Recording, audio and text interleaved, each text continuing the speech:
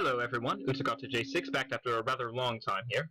As you can see, I'm actually on Guild Wars 2, not a program that I've done a video for quite yet. But with the release of the new Frost and Flame Retribution content, I figured I'd do a content spotlight highlighting some of the cooler features of the new release. This will also include, most significantly, a walkthrough of the dungeon/raid, or whatever you'll call it, that was introduced in the recent updates. I'm playing on my Mesmer here at 3 Shatter Song, and I'm not going to make this a video about sort of builds or strategies for playing the game for the most part. I really do just want to highlight the new content. But for a little bit of background, I am the 4th ranking officer in the Guild Sun on Sanctum of Rawl, which you'll notice has been recently the number 3 slot in the World vs. World contention. So, if you give me a moment here, I'm going to gather a group and start heading towards the Molten Dungeons, while I switch to the character I'll actually be doing them with, my secondary character here. We'll see who we can get together for this group. So, alright. Who's up for the Molten Dungeon? And we'll switch. So, while we wait for the rest of this group to assemble, I can show off a couple of the other things I wanted to get to here. So this is my secondary character, Artemis Ice Tracker, who is a support ranger. You'll see here she's wearing Vigil armor, and I don't actually have all that much, to show off that's impressive about the character. But one thing I can show is what exactly we are going for here. These gauntlets here, Molten Gauntlets, are actually or Fuse Gauntlets rather, are actually the overall reward for finishing all Frost and Flame content. So, once you've completed the dungeon, if you did all 3 other patch releases for Frost and Flame, you'll get a little ticket which lets you buy Fuse Gauntlets, either medium, light, or heavy. That is They're pretty useful. They're exotic armor, and considering that all the content bumps you up to level 80, many of the players who are doing this content won't actually have access to any exotic pieces yet. So this is actually pretty interesting in its own right. Plus, they look rather neat, you can see against my other armor here.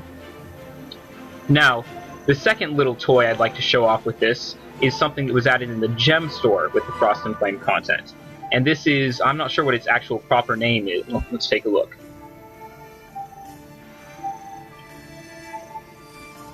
This is the Sonic Tunneling Tool. So basically what this does is it gives you like a Dredge hand Sonic Tunneler that you can use as a toy in your right hand to basically tunnel underground. Let's take a look. So as you can see, it literally just launches your character underground, and from that point on, you move like you're a dredge tunneling beneath the surface. Now, you can't jump while you're using this item, but you can go over cliffs, and it'll stay in that form. It'll let you keep going. A couple other questions you might have with this. It does still cause aggro, as you can see with those wolves. However, you can dodge roll out of the way, and I think the aggro circle actually is reduced. And furthermore, you can actually tunnel right underneath potential foes, as I can show you with this Separatist Basher up here if this player doesn't kill it. Well, the player killed it. But yeah, overall, it's a little bit of a gimmick, but it was not terribly expensive, and I think it's actually a pretty cool purchase compared to some of the things we've seen in the gem store so far. Go here, I can show that now.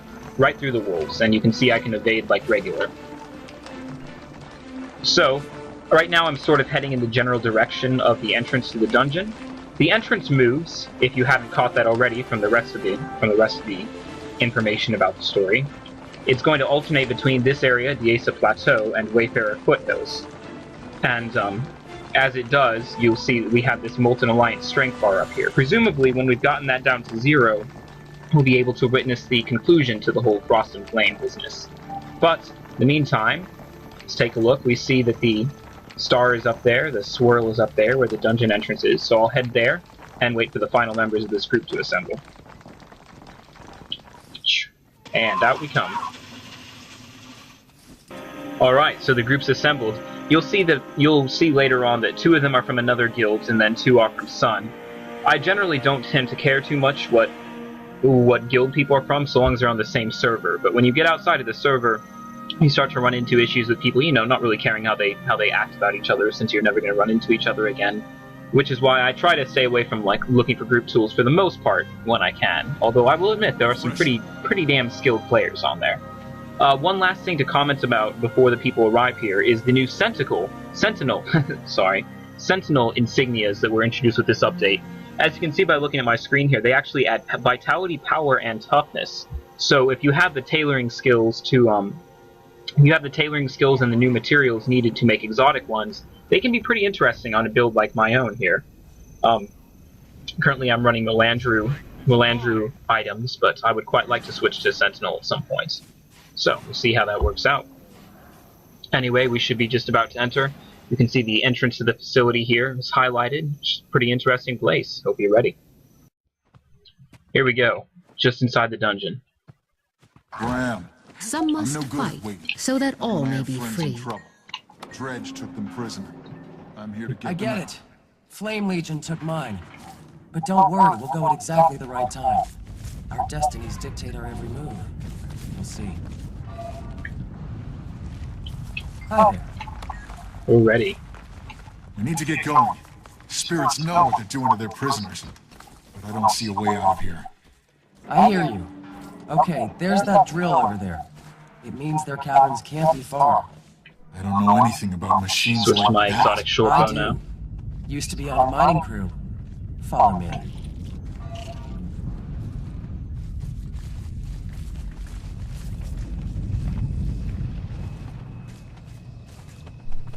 It's an ambush! Alright, We can handle so first encounter of the game is pretty standard. We're just trying to get into these caverns, and obviously we're going to be ambushed by the combined troops of the Dredge and Flame Legion here. I'm not gonna lie, I really like the premise of these two teaming up. It just makes a lot of sense to me, so I've been quite curiously watching it unfold, seeing all the information we can get.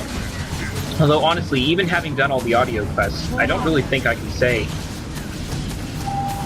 exactly what it is they're doing together, besides just trying to get more powerful, the stereotypical stuff here. In these first few encounters, I mean, obviously the oscillators are going to be a nuisance with their knockback earth attacks, but that's no different than any dredge anywhere in the map, so nothing in particular to highlight there.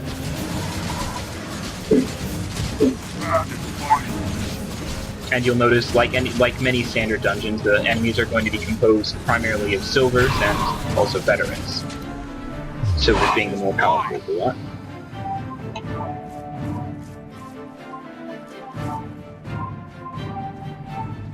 Get up. Got it! Okay, don't follow too close. These things can spit hot rocks. Here we go.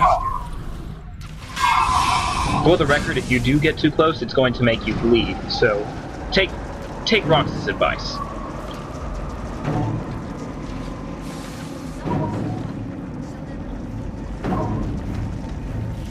Now, if you take a look down at the mini-map there, you'll see that there are some ore nodes coming up, primarily mithril. These ore nodes are actually pretty special because they have the rare chance to drop something called azurite crystals, which we'll hopefully see pretty soon here. The azurite crystals are the new rare material used in crafting the Sentinel insignias that we talked about before, and you'll see I brought extra ore chalcon mining picks. Usually there's just enough mithril ore in the dungeon to take you just below daily gatherers, so it's useful. Also, each one of these cubby holes is going to have a different natural foe from the other areas of Tyria. Here they're just Morellos from the Shiver Peaks, nothing terribly difficult. Honestly, I believe you could do this dungeon with 3 people pretty easily. Remember, since it's designed for scaling players up. Like you can see over here, Random's level 79, but he's been raised up to level 80 there, so it's not a particularly difficult one when it gets right down to it. And there's our first azurite crystal right over there. It's stored just with all the other top tier gems in the bank collection slot if you do go look that up later.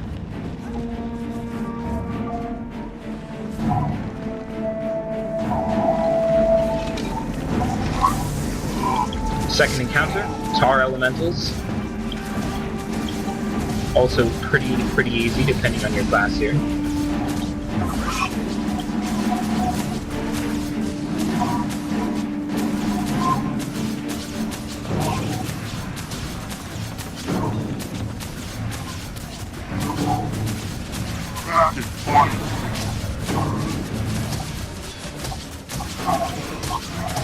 Actually, gonna go up, activate a guild update here. Increase our magic bind. Watch out! We've hit a pocket of... And that's why we carry extra orichalcum.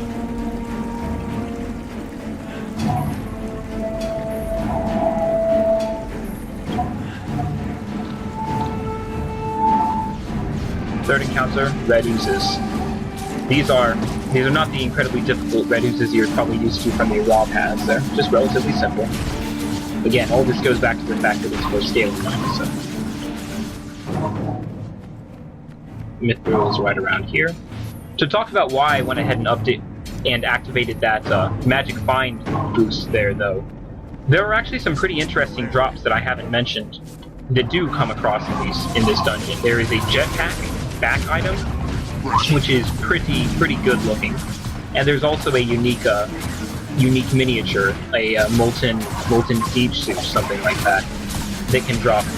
I've only seen people get them from the final chest, but theoretically, I imagine they can be gotten in the dungeon, so a little bit of extra magic find doesn't hurt.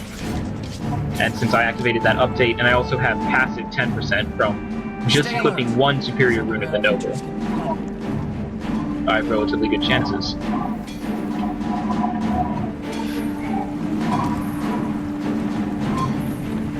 Which is also being reflected in the amount of azurite crystals that I'm dropping here.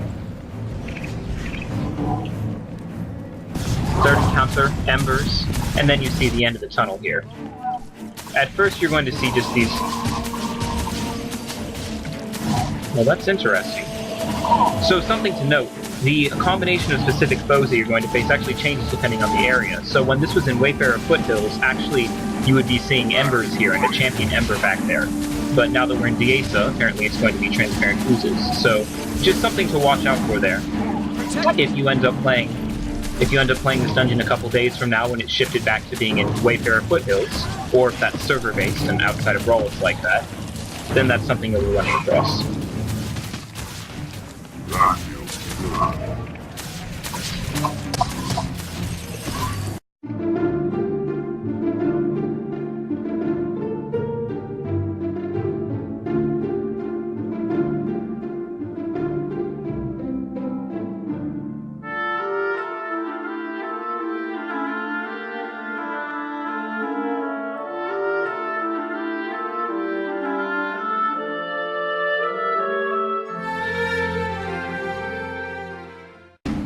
Hopefully you don't have to work quite as hard as our group did here, but in the end it's all fine. And so you move on. Now, I'm assuming these guys... No, actually not. Huh. There's actually another ore node back there that you can get if you go ahead and just take a slight detour. You can see it's still on my mini-map back here. I believe most groups have caught that there, so I'm not going to use the time, and I've got so many azurite crystals already. Hurry!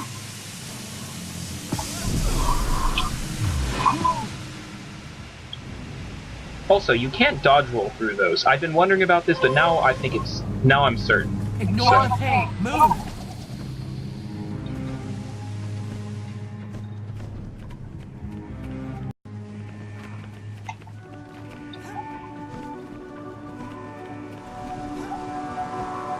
Uh-oh. The wolf in me is growling. Mine too. I mean, you know what I mean. Believe me, I do. They're testing weapons here, and they're captured prisoners. Stay. Great spirits, I know him. Ouch. Come off! I'm working!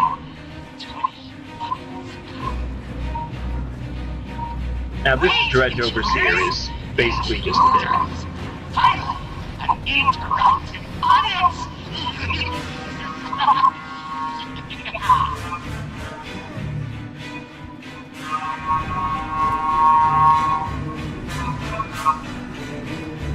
So he's going to trap you in his experimental weapons pen here, basically. And what you're going to end up having to do is basically just to fight off 3 different waves of attacks here. So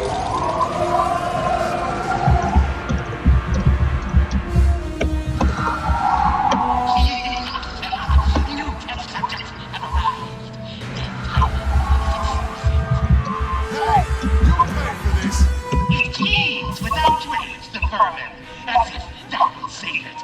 Effective! Begin test now! Alright, so just like the instructions we gave in there, take a look.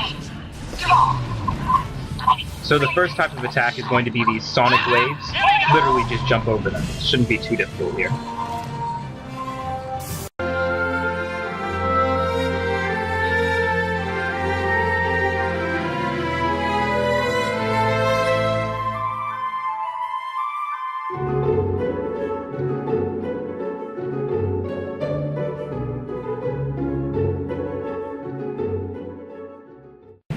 Second wave. Notice there that all you have to do is attack the center. If you attack the mobs, well, there's no point. They're just going to respawn by the second part. Here we are. Again, lots of dodge. You don't even have to always dodge through them. Just figure out what side they're coming from and walk towards them.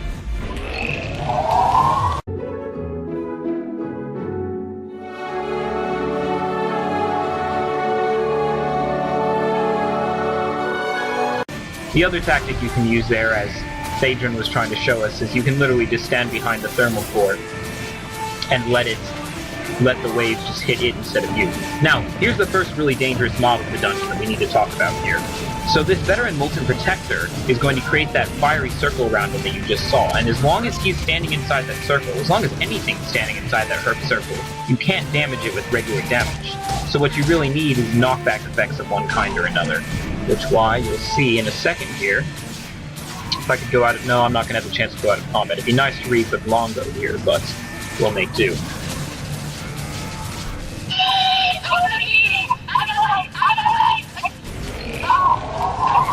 And finally, here's the third wave. We're going to have fireballs raining through the sky. Basically, just keep moving. I don't have any perfectly great advice for dodging them, but they're also not that damaging if you don't get hit over and over again. So, conserve your dodge. Just try to stay on your toes. Use your heal wisely. Conditioner remove is nice.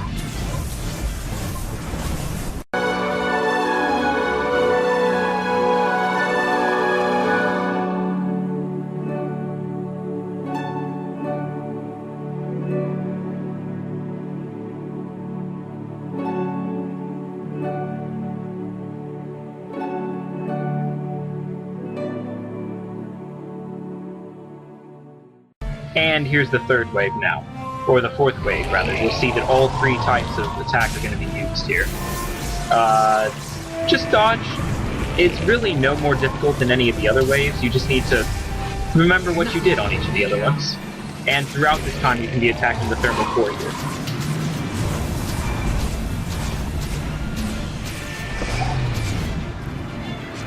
Try to be space conscious for one thing.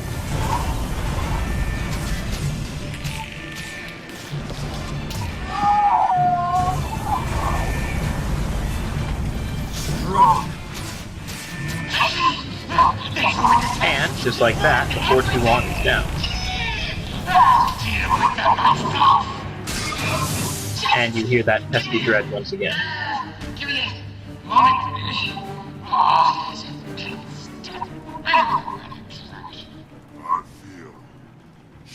And he's gonna run away there.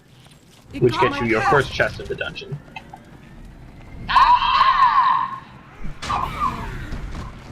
That was a lot of weaponry. They sure packed for invasion. Probably going after the Black Citadel. There are actually quite a few. Maybe both. We have to get out of here and warn them. Well, there's the exit. Let's go. There are actually quite a few unique new foods in here. I used one at the start of the dungeon, but you'll run into them periodically. They're useful.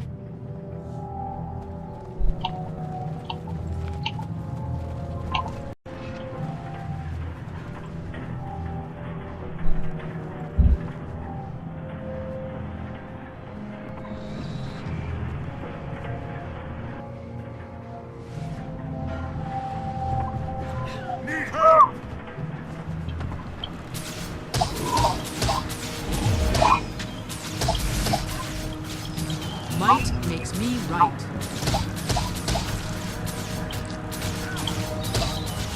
Now, as Thaedron is trying to say here, these Molten Gunners are also one of the really dangerous enemies in the dungeon, because after that previous fight, all the Gunners you encounter from then on will have some of the attacks that were used in the weapons test, which are actually quite powerful and can wreck your team if you're not paying too much attention.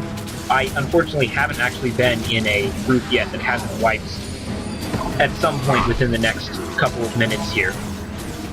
We'll see if this group can get over that. I'm not terribly confident, seeing as we have, well, our 79 leveled up to 80 at least. But we'll see.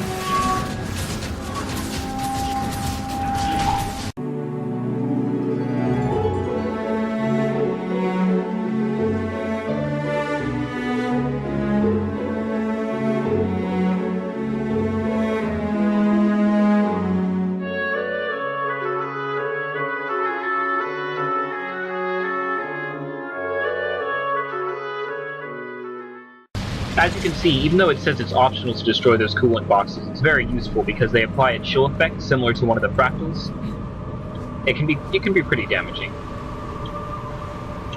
Now what we have next, Bladestorm and Axe Fiend, basically just slightly molten versions of the foes that we're typically used to seeing as Flame Legion here.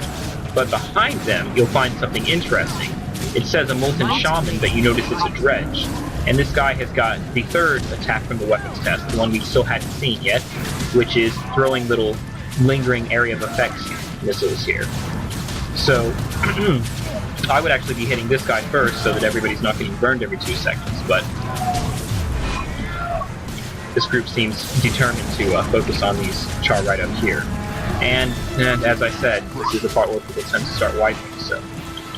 Also, if you look down, you can see the frostbite effect starting to rack up in one of the coolant boxes, which means you want to get this fight over as soon as possible, so you can go disable that.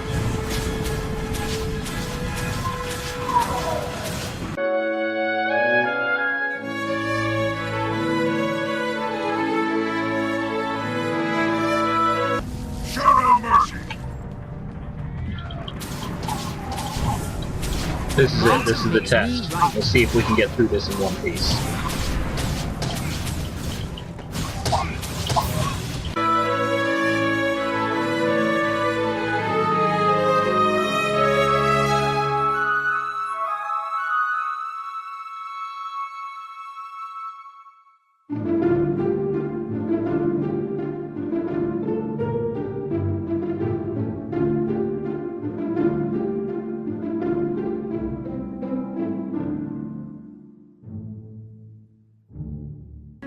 And after that, just get everybody back on their feet and you can go open this door.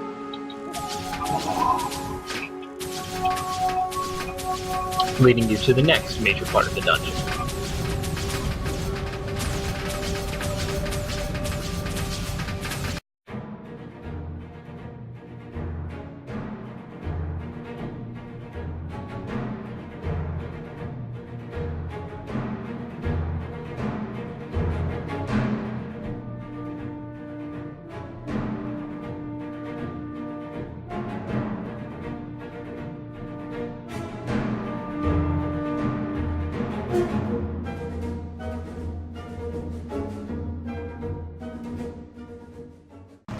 Proceed with caution.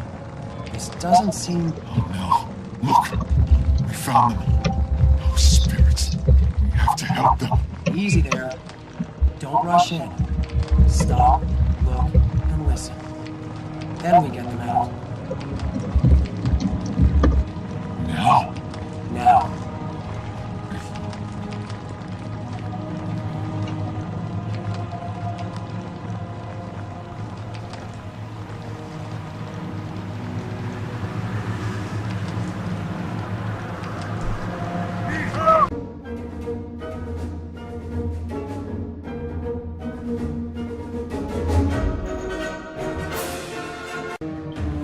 A little note, if you do run into this room and talk to this dead guy here, you can actually get the little item, this crumpled pages, which you can turn into the Runes of Rin for What have you seen? a full potion of karma equal to doing the dailies. They've got Dredge working with them. It's crazy. Okay, let's get out of here. One of us has to make it back to warn the Citadel.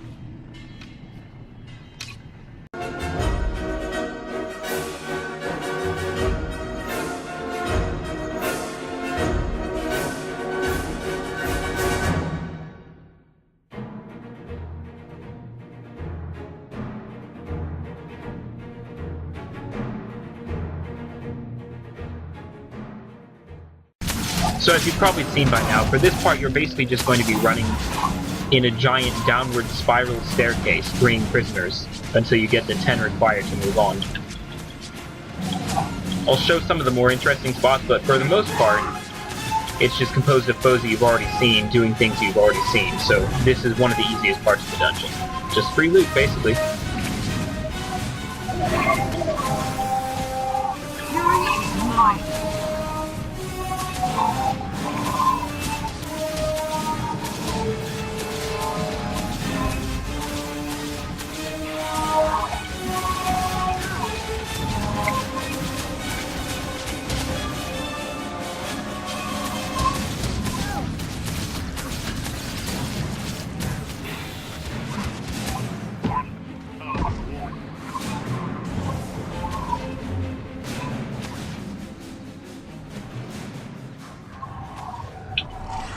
Yeah.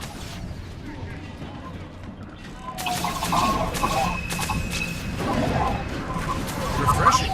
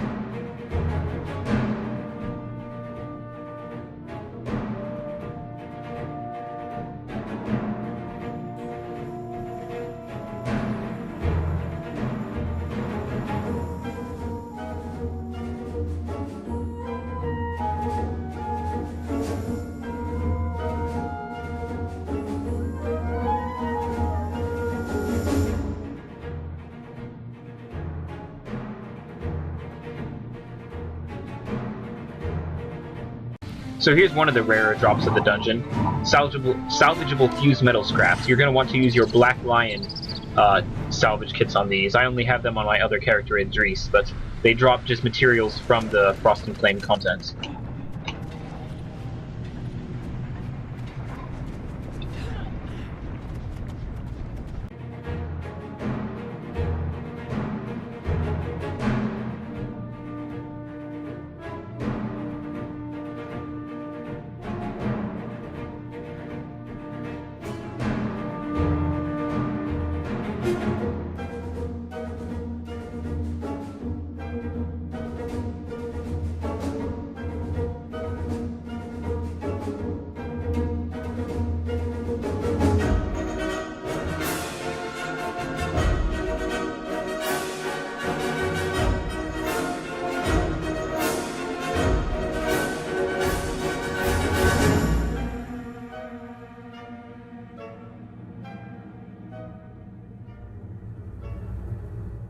Obviously, watch out for those fireballs there.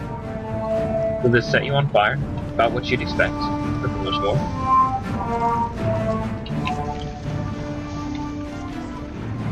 Bring this one down!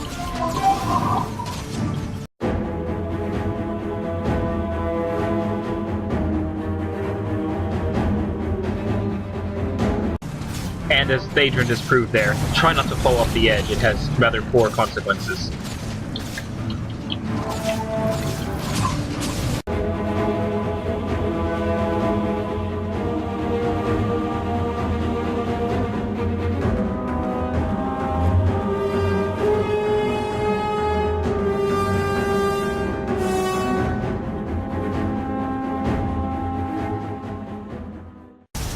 Alright, so another little secret coming up here. There's an ore chalcum vein that's actually right behind here.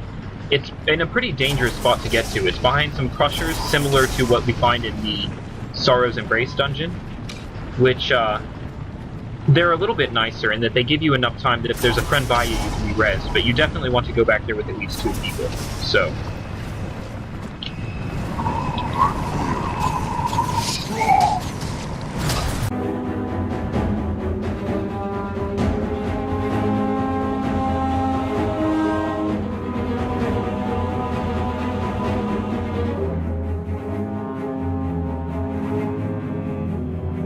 Now we can clock out. Okay, everyone, stick together, do you hear me?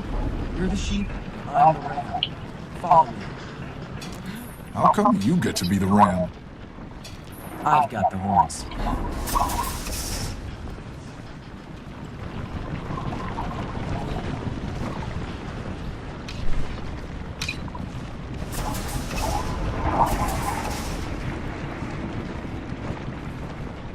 Apparently no one else here likes orichalcum.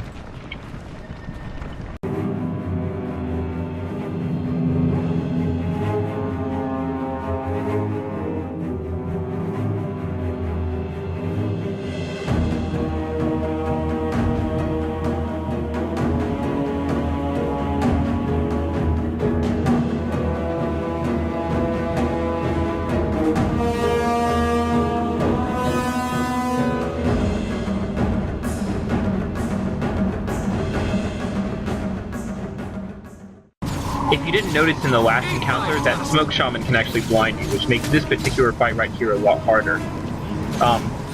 The nice part was this group managed to split up the two halves of this fight very nicely.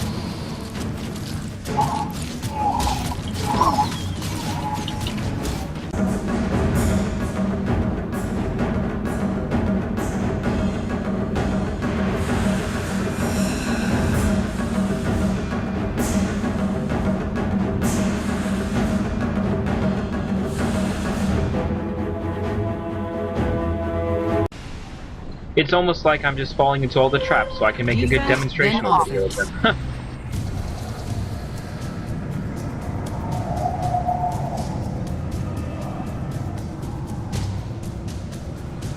Well, this is the words, I can't do words right now.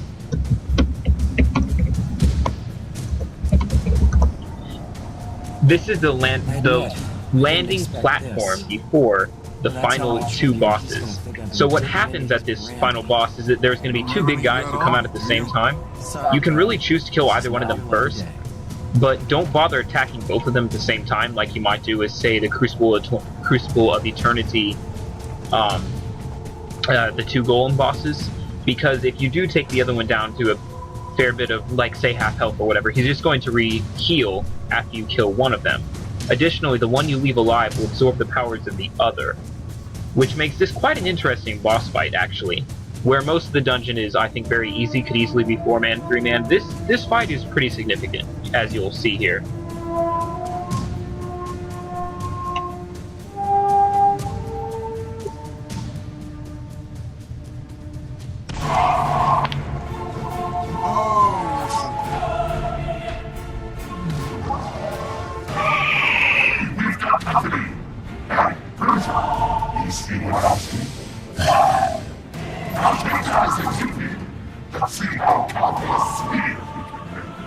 We can handle them. Spread out.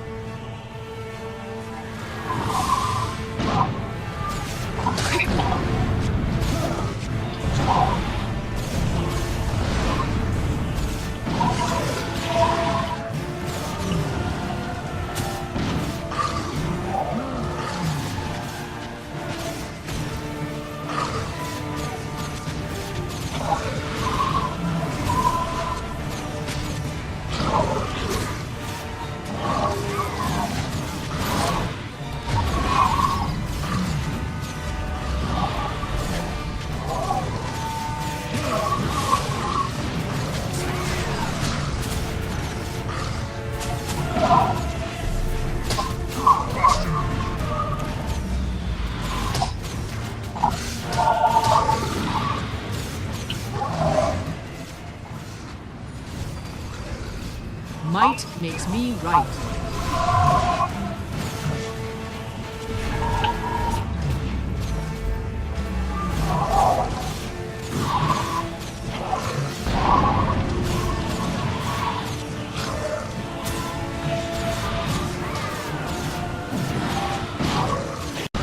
If anyone remembers the Legend of Zelda Twilight Princess sumo fight, you're going to want to keep that in mind when you're doing this one. If you get knocked out of the ring, well, your team will tear you apart, for one thing. Just don't do it.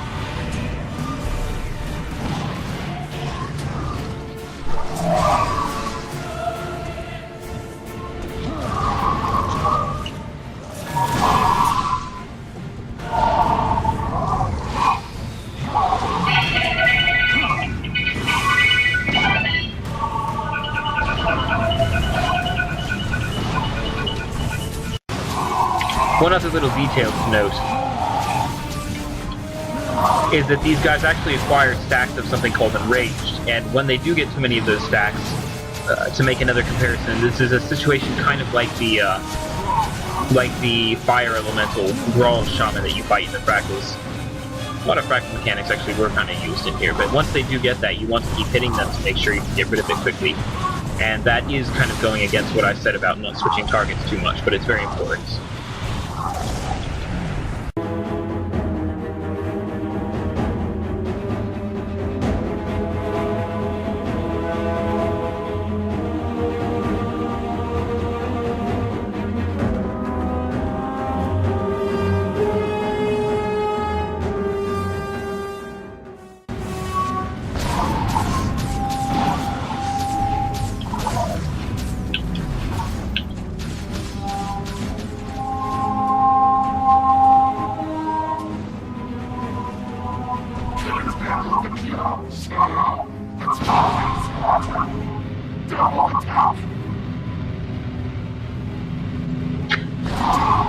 So, actually, if you do take out the Firestorm first, there's a completely different cutscene where his jetpack explodes and he goes whizzing around everywhere. It's also pretty fun. Nothing can bring me down.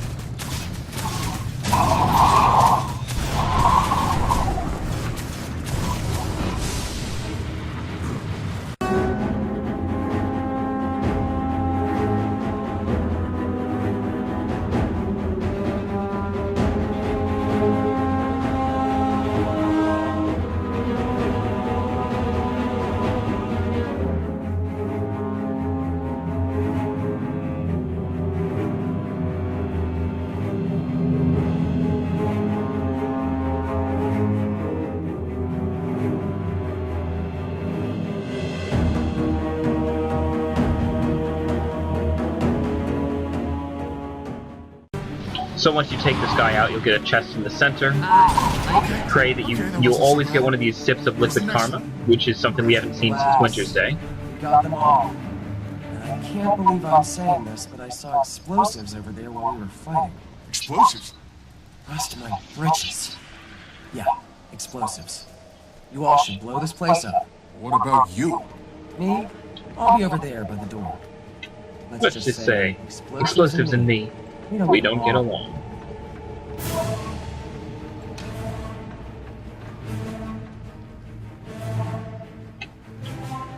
So for this part, literally you're going to get explosives from Brahim here, kind of run around, using them, planting charges to blow up this whole facility, just 3 of them.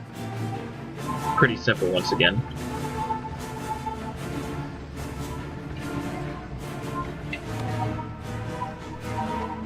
This door's locked. You're lucky I'm here. I picked locks in plenty of these dredge weapons. Great. The rest of you, if you're not setting charges, go wait by rocks. Otherwise, So the actual explosives are over here by the door. Ah, great. Then you can just kind of head through the maze-like upper areas.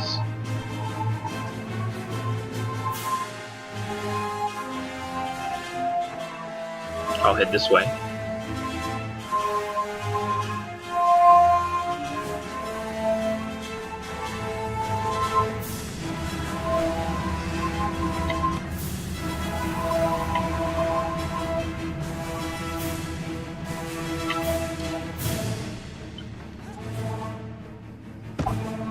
Oh, come on now.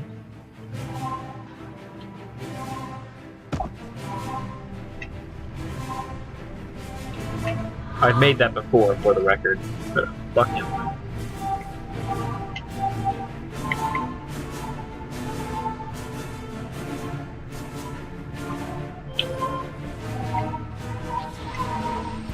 Got it.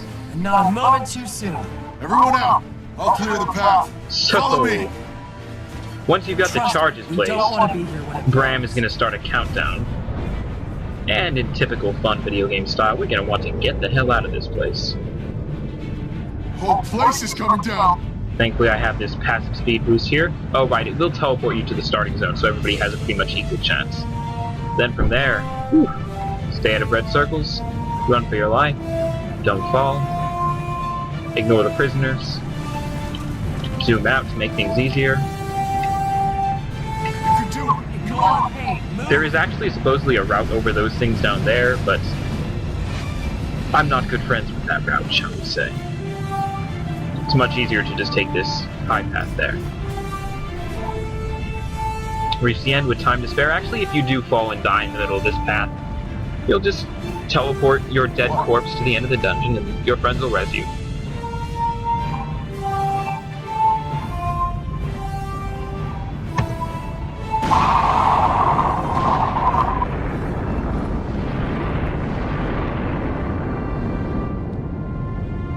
Most of us made it out alive. This time, the Vigil thinks the Army also has other testing facilities like this one. That's a problem for another time. First, I need to get these prisoners safely to Holbrook. Agreed. I'll escort mine to the Citadel. I need to report in anyway. Hey, do me a favor. If you find another one of those deads, let me know. Sure.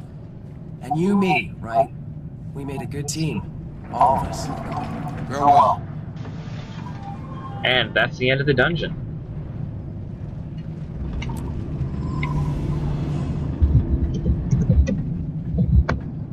Just press this lever to leave. So, I hope everybody enjoyed the video here. Nothing else really to show off, since I didn't end up getting, like, the golem or the jetpack this time around. But, hey, there's plenty more days. This dungeon is up until around May 12th, from my understanding. So I encourage everybody to go take it out. Check it out. This has been Utakata J6. Like this, I might have more Guild Wars 2 videos in the future. Thanks for watching.